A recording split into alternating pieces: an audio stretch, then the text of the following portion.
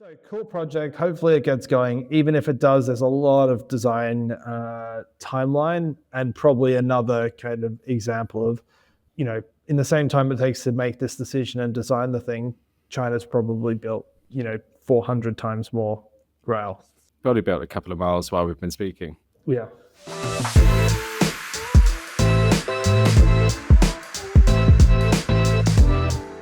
Welcome back to Offsite Podcast. I am Jason Lancini and joined again by Carlos Cavallo. I'm speaking from Germany. Carlos, you are in London. How is your day going, mate? Day's going okay.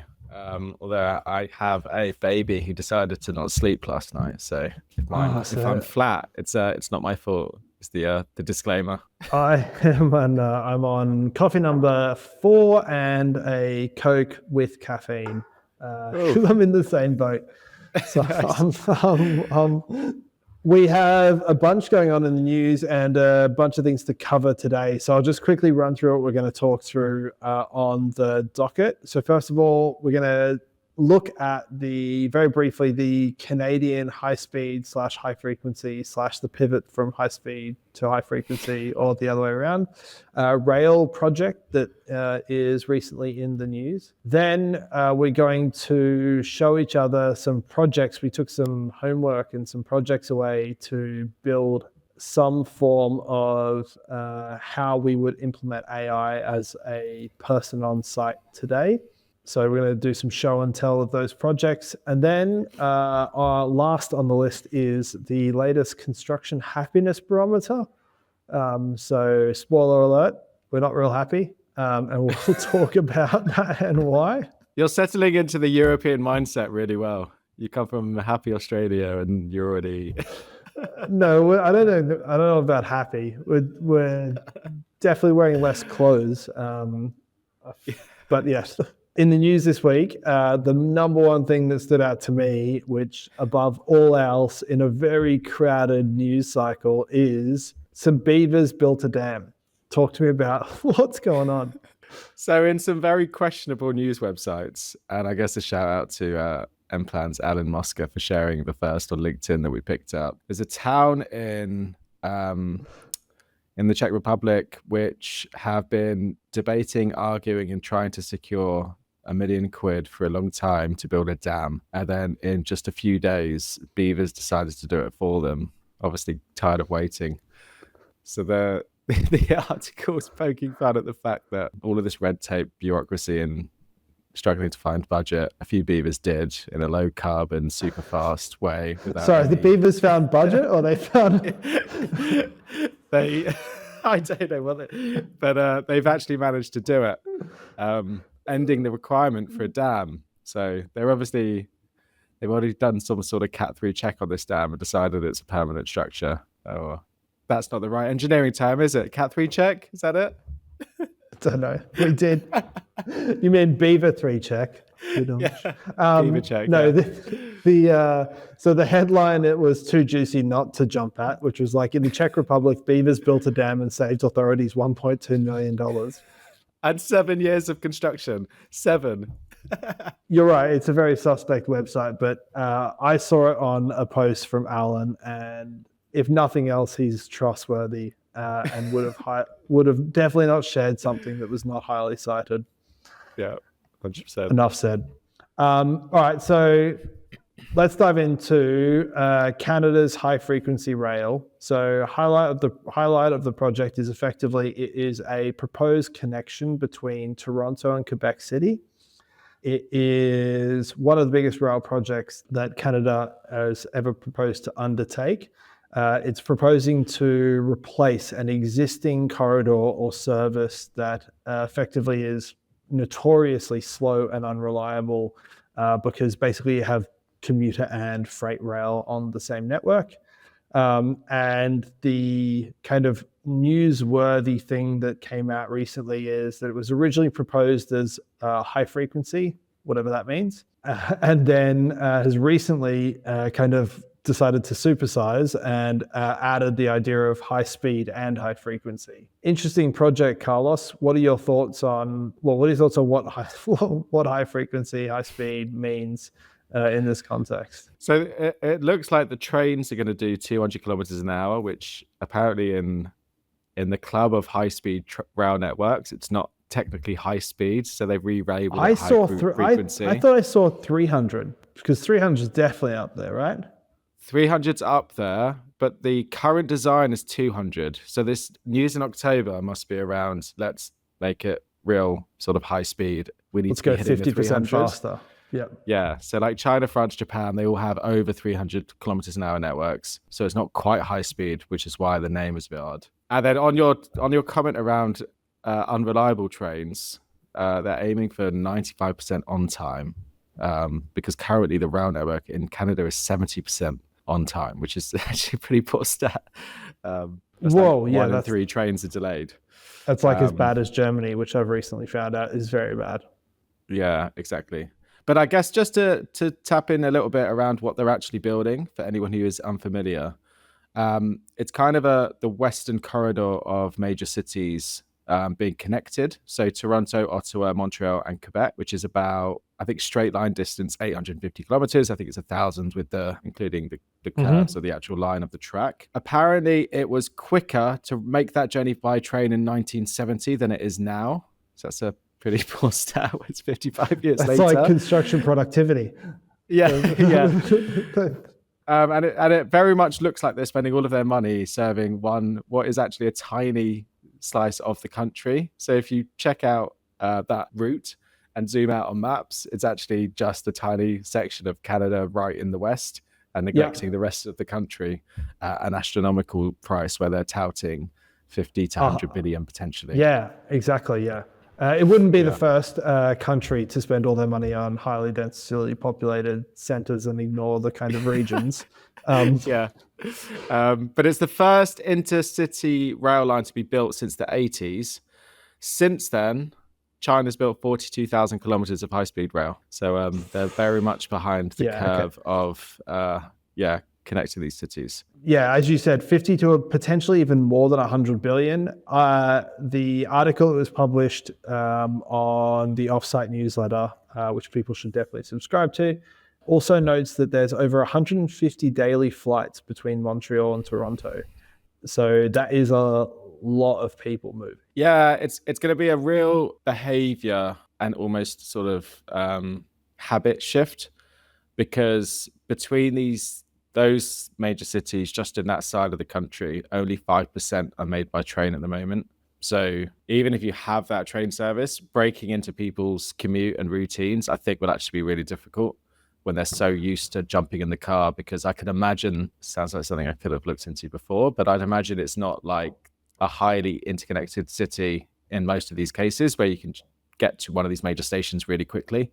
You can imagine a lot of driving, a lot of sort of spread out urban areas or suburban areas. So yeah. Before everyone packs up and moves to Toronto in order to deliver this project, it's worth noting that the design process is supposed to last at least 5 years, and that will cover at least one election cycle, and it would be on form for the project to potentially get cancelled. There was a previous high-speed rail project in Ontario announced in 2017 that was then abandoned in 2022. So hopefully not. I wouldn't say pack your bags and fly there right away. But yeah, there's every chance with these big these big infrastructure mega projects that politics ends up trumping. Well, then on the topic of trumping, there's also the risk of all the tariffs that have been recently announced, and someone needs to find, $100 billion is going to be potentially harder to find for a government that is now facing pretty extensive tariffs. Yeah. Let's not dig into Trump, because we'll have to re-record 6 times before this is released based on recent information. So cool project. Hopefully it gets going. Even if it does, there's a lot of design timeline, and probably another kind of example of, in the same time it takes to make this decision and design the thing, China's probably built, 400 times more rail. Probably built a couple of miles while we've been speaking. Yeah. Sorry, before you move on, I just want to note that our producer put a comment in chat saying, by the way, 300 kilometers an hour is 180 miles an hour. I think we're kilometers cool. an hour On is the fly, acceptable across the board, right? on the fly translation. All right, let's get into the second topic on the docket, which is AI for construction. Now, this is probably the most over-discussed topic. I feel like we've covered it 600 times in different forms in this conversation. But one of the things that seems to be a giant lack of is there's like a lot of hype. There's a lot of talking about what's going to happen and what's going to come. And there's some SaaS applications that are kind of making some noise and running pilots and starting to get some momentum. But for most projects on the ground, their experience of AI is often Microsoft's terrible Copilot, which is not really helping anyone do anything. There's a whole bunch of news out there about Not how really bad that helping sucks. anyone do anything. What a lie. No, there's a whole subgenre there of like how bad that is. So you put that aside, and the experience of most people on construction projects is very limited to, what it will actually do. Is, largely looks like hype.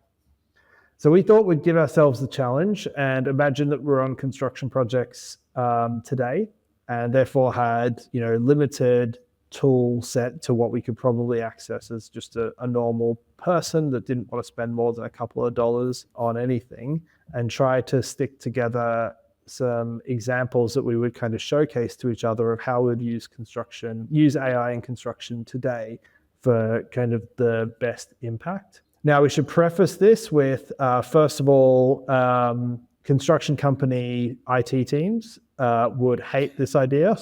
This is shadow IT. This is shadow AI. This is people signing up and using their data in AI systems. But I think at some point, construction IT teams need to start allowing some degree of experimentation here, because as we hopefully will show, there's some pretty compelling use cases right now for someone on a construction project. So with that being said, Carlos, do you want to do scissors, paper, rock, or also go first?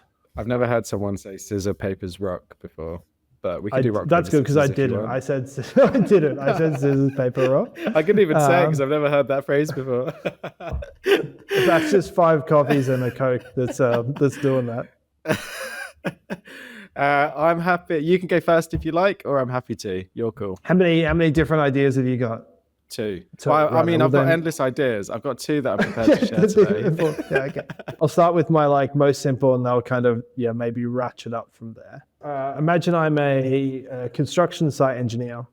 One of the things that I used to do a ton was get all sorts of dockets of concrete dockets. They'd pile up in an in tray in my desk, and then I'd have to enter them into a concrete register that was like all the different concrete pours that had happened on the project. And then I'd use that register to do reconciliations. When I got an invoice from a supplier, I would use that to help do my forecast for the month, to work out how much we'd spent, how much I'd reforecast going forward. And a couple of the big time wasters were obviously manually entering all the concrete docket records into a spreadsheet, and then also just chopping and changing that to do, build some Excel charts and stuff to work out spend over time. The current state of play is some people are doing this now with docketing systems, and they're getting those records coming into a docketing system, but I see lots of projects still doing some form of manual record of this. So what I did is I signed up for a Claude account, or AKA in this case, I already had one. And then I went and scanned in all the concrete dockets that I had. And then I asked Claude to basically extract a certain number of properties across each of those dockets, which was the docket number, the volume, where it was delivered, the mix type, and a couple of other properties like that.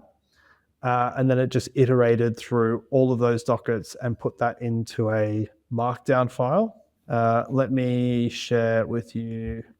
Yeah, so I then, so if you look at this one here, I basically uploaded the PDF documents, and then it basically put that into a markdown file or a TXT file, which extracted all the concrete pours with their volumes. And it was about this point that I ran out of requests on my Claude account. And so I had to do a quick switcheroo over here to ChatGPT. And I basically asked it if I can upload that data. I basically copy and pasted it all in, and can help me do some analysis on it. So I did some very simple things to start with, and I only had about 30 concrete pours in this data set. But you could easily do this with hundreds of concrete pours. So at a top level, it started breaking down the volumes by different mix types for me. Whether they had ice in them or not ice in them, I was trying to basically break it down by what was a cost variable for me. So if I scroll down further, what I then asked it to do is essentially uncover, okay, here are my 3 different mixes that I've poured in the last whatever period the data set is for. Here's the cost per cubic meter of each of those mixes. I could easily add in the cost for additional ice, etc. And I said, basically, just give me a month-by-month spend breakdown of what it should be. So I've taken all the PDFs, uploaded them, and extracted all the data from it, and then iterated through that data and said, basically, help me get a cost comparison of what I should have spent over those periods. And it's basically given me a cost per month, September, so August, September, October, and it's breaking down all the different concrete pours, the volumes, the rate of that mix, and then basically the total that I should have spent on concrete. So I could use that to sense check what I'm getting invoiced each month from, say, a concrete supplier. That job would have taken me, that was normally a Saturday job that would have taken me half an hour to an hour to go through once a month. And I could do in probably 10 minutes. Massive time save immediately. And probably more accurate. Probably. Yeah, not wanting to malign 24-year-old me, but yeah, I'd say possibly more accurate. Very good. And I think it's worth just noting for anyone that hasn't experimented with these tools yet, when you're getting these responses and then you're probing with more questions and asking for tweaks, it is updating the memory. So in the future, when you ask similar questions, you're getting immediately to the output that you do want, not sort of starting again. So over time, you save more and more and more. You also personally learn, like once you work out what prompt works and what prompt doesn't work, you immediately like your own mental model of it changes and you get straight to the right question to ask. Yeah, in the next run. I'm going to run this one live because I'm that confident in my ability to use this now. Nice. I did find myself having a strange conversation with it yesterday when I was running a rehearsal. However, so I thought I've got 2 examples. The first one that I run through now were really day-to-day exercises where anyone could just pick this up and use it tomorrow. So really simple. Day 1, using AI, what could I use it for? Yeah. And a lot of what we're talking about now, yes, IT seems to be annoyed, but you could really anonymize a lot of this information to still get answers without sharing anything sensitive. So use that argument with your IT team if you get found out. But I thought, firstly, what a lot of commercial teams, or in Australia's case, engineers would do, is get responses from market, pick out some key materials that are the big cost drivers within those prices, and help you do a bit of comparison or analytics on that. Something that you would normally take a bit of quants, add in loads of columns, try and align all the prices, and then spend a lot of time getting to what is actually quite a simple sort of response. So I'm starting by saying, hey, I'm running a tender and a prices for key materials from 3 subcontractors.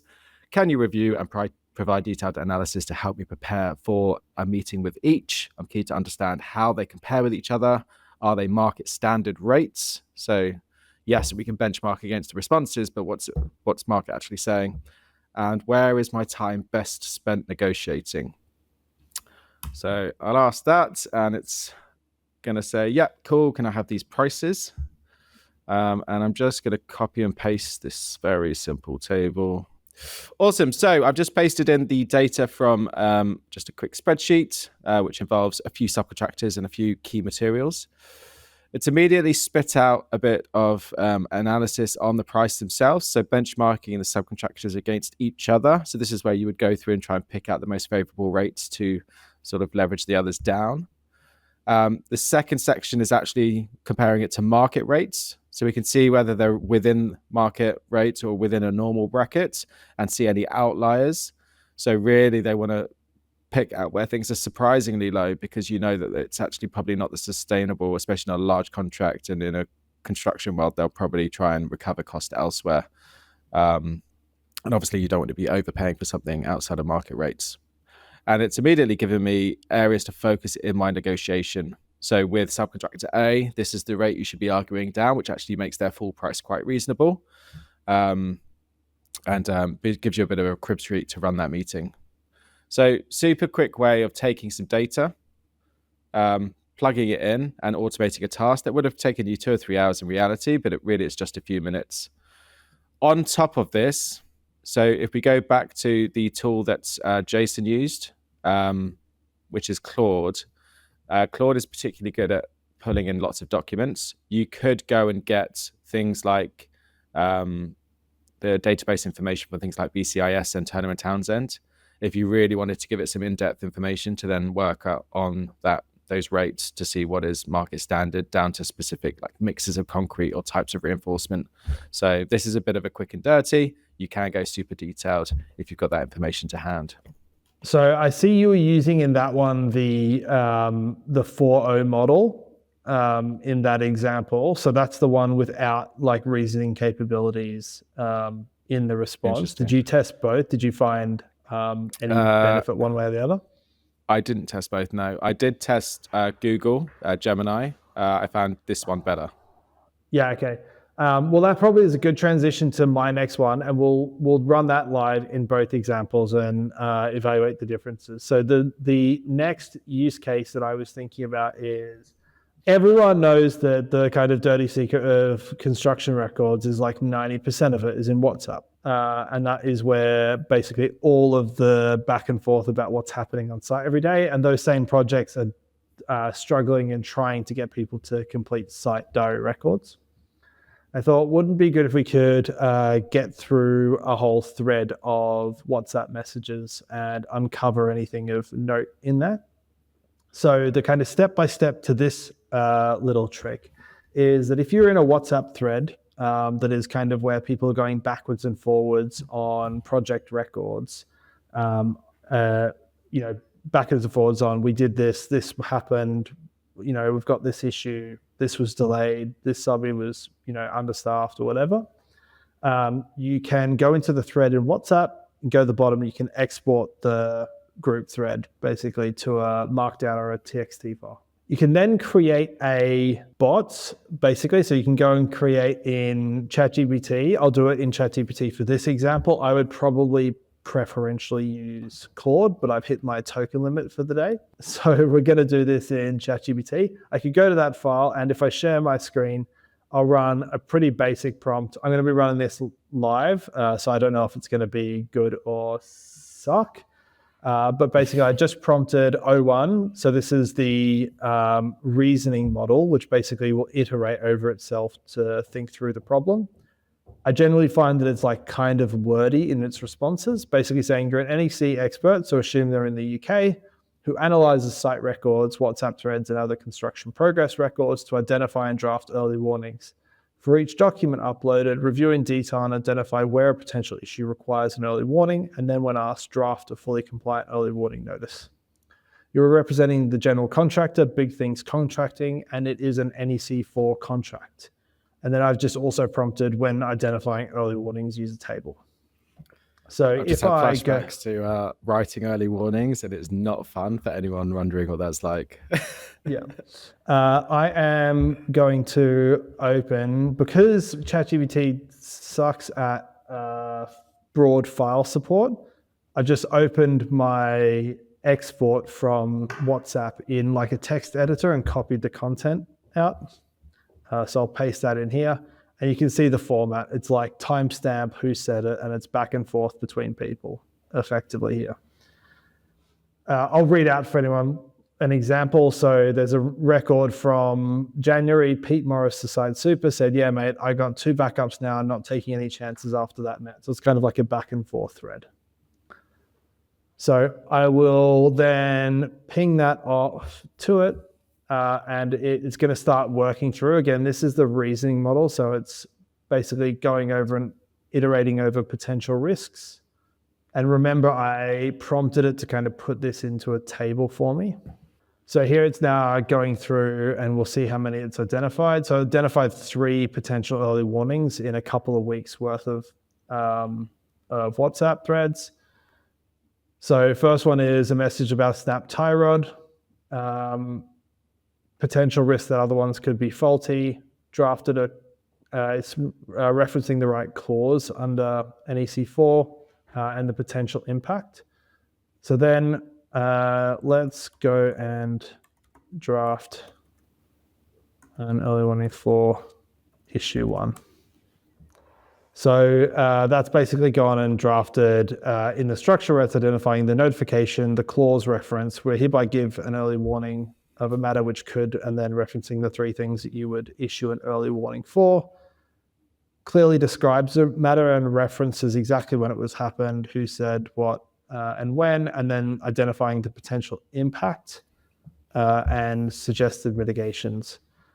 You can actually upload the guidance notes from the former contract that you're in to make sure that the early warning is contract compliant as well. Yeah, really totally. Good. You could upload the whole contract data. And like one of the things that I would do if I was to put this into production, as in really use this on a project today, I'd probably put all of my contract documents, works information, all the works information into a prompt, and then I would get that to help write the brief for how we should write early warnings, so that you don't need all of that information for every time you do this, but you kind of distill what the requirements are for the project. Yeah. And you can even go in that further, example, right? It's still a tiny lift on your time for such a strong output. Creating a project in a Claude, uploading all these documents, and it's there and ready to go whenever you need it. Yeah, and then like obviously this is a hypothetical early warning notice for anyone that's like seeing my screen, but you could go one step further and in the prompt basically say, here's our template of an early warning notice with the headings and the content that you need, and it wouldn't need to invent a bunch of the headings in here. Yeah, for sure. My next one's on a similar theme of writing, and I was thinking about my time running construction projects and how many method statements I always had to write on a daily basis. I was actually chatting through a member of our team here who is an ex-engineer to make sure that I'm not way off on this one. Because no, I haven't written a method statement before, full caveat. But I said, hey, I'm looking to draft a method statement. Here's some information. I'm building a blockwork wall using the Wembley Innovation System. It has a single door opening at 900 mil wide. Sponsored boast. It's 4 meters high, 8 meters long, with WI columns at maximum 3 meter intervals. I'm after methodology, risk assessment, and other key insights. So that's all I gave it, and it's very quickly written. A little scope of works, a list of materials and equipment required to build the wall, methodology broken down into prelims, actually building out your blockwork wall, risk assessment and control measures, and some other sort of key insights or things to consider. So pretty useful information there. I then said, are 3 meter intervals excessive? And it said, great question. Actually, it is excessive. Really, you'll be fine for 4 to 5 meters without additional reinforcement. So it's immediately picked out something that I could remove, which would obviously fasten the process. So a real simple one, but you could then upload your template if you really wanted to, and it would write it within the template that you need for the project. But the amount of time I spent writing method statements as an engineer, or even just getting a bunch of the ideas or bullet points down, or recording a meeting, talking through it with the team, and then getting it to write the draft. It's such a big time saver. And even like control measures to reduce risks, like all this stuff you could spend hours thinking about. Yeah. So yeah, super strong. Yeah, run a workshop with the team. Use something like a Fathom or Let's get a a transcript. Granola or something that you can get a transcript from it. Feed that in and go, hey, can you go and basically generate a risk register from this? And then you tie that into the draft. Would save a heap of time. Yep, absolutely. All right, this is gonna be super quick speed run. So these were kind of like basic, just using ChatGPT or Claude, and then I thought, how far could we kind of push the boundary on it, and what could you actually kind of build if you were gonna spend, I don't know, a Sunday evening playing around, and maybe you wanted to spend under $5 building a test. And so I took the idea of like early warnings and site records and WhatsApp threads and being able to draft early warnings and thought, what would that look like if you kind of wanted to automate that workflow?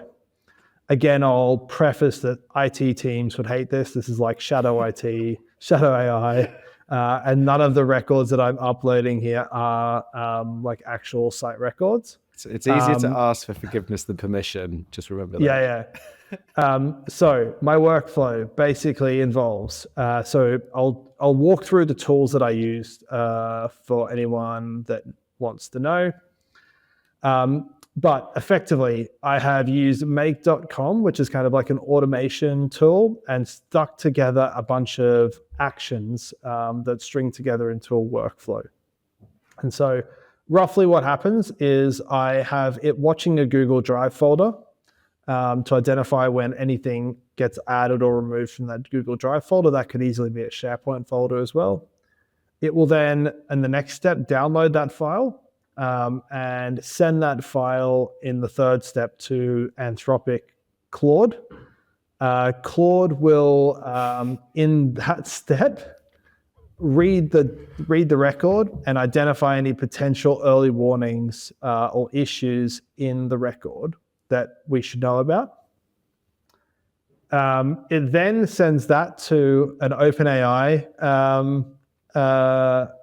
API, which is going to, because I struggled to get this step to work, that's going to basically ITT is going to love this. Let's give this to every single AI platform out there, all in one workflow. It's great. Well, you can't go wrong if you spread the risk.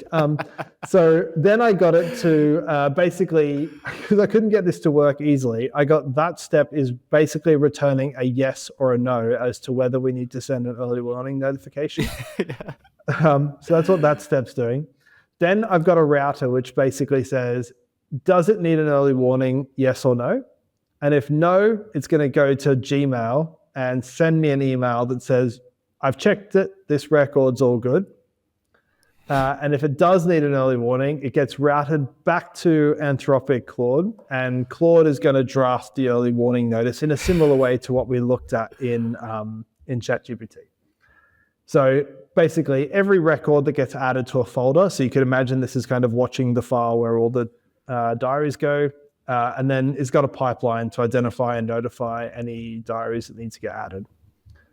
So let's go and add a file. Ollie will have to black out any of this because I think I'm sharing my screen with all sorts of stuff on it. So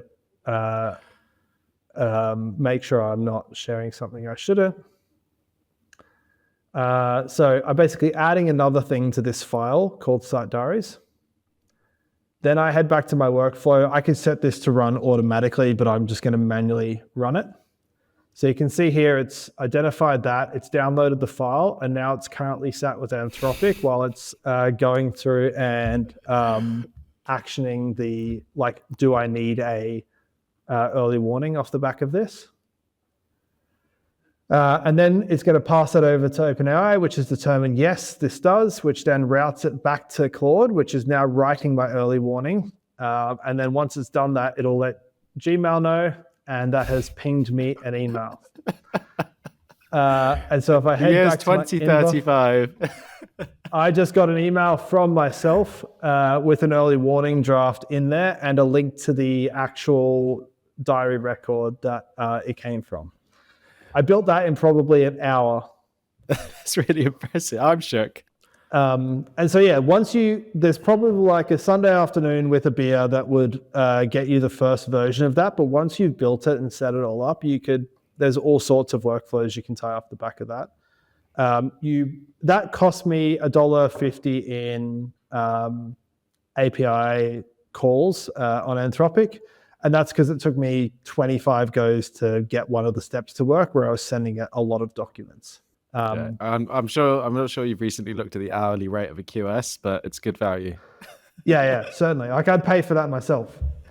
A friend of a friend who was a copywriter, and instead of doing any copywriting, he outsourced and paid personally for outsourced copywriters to do all his copywriting. So his job was done by people that he would pay personally. It was the equivalent of that, right? I'd definitely pay for this myself. Yeah, 100%. All right, we've given ourselves 1.5 minutes to cover topic number 3, which I'll briefly talk about, and then you'll give your 2-minute thoughts. In summary, in late November last year, the first Construction Happiness Barometer survey was taken, initially polling 300 construction professionals about happiness levels in the industry and what the causes, etc. were. The survey revealed that 50% saw their colleagues as the biggest source of happiness. Interesting. Followed by the satisfaction of delivering a project at about 50%. Salary and benefits, most notably, comes in at about third at 35%. Any thoughts from what you read there, Carlos, that gave you any pause for thought or reflection? The sample of like 3 people was the most concerning part of this report. But no, it's definitely true. Like, the best project I ever worked on by far was also the hardest work, the longest hours, but it was a good team, so everyone enjoyed it. I guess if you're a project leader, taking that information of understanding that happiness is a bigger driver than cost, it should hopefully mean that you do things to keep the team engaged, do things that improve the 60 hours a week that they are sat in that office for, rather than just dishing out pay rises and hoping people stick around, because turnover of staff is awful in construction. So that's my feedback. Yeah, it's like the classic saying, right? People leave bad managers, not bad jobs, or something. Yeah, I don't think there's anything. I don't think there's any new news. So, yeah, I guess, mate, jumping back to topic number 2, I would, if I was on a project today, I would take away that you can certainly sit there and wait for some benefit of AI to be rolled out to you from head office or from the IT team. But you might be better to just kind of get your hands dirty and play around. There's this idea that someone says AI, you're immediately in this big buzzwordy thing where you're going to be pitched something super complicated. Yeah. Just try the real simple stuff that helps you each day. Start with a time analysis and think about where do I spend most of my time? Where am I losing a bunch of time doing repetitive stuff? The more you play with it, the more you'll uncover other things it'll do with you and for you. And yeah, I don't think you need a big SaaS application to sell you how to do AI on your project. You can start diving in straight away. Absolutely. Awesome. Mate, thanks for the prep work and thanks for showing some interesting things. Do you want to read us out? Thank you very much, everyone, for tuning into today's show. If you did enjoy the episode, please do think about liking the video or following us on your chosen podcast platform. We really appreciate your support, and we'll catch you all next week. Thanks. Bye-bye.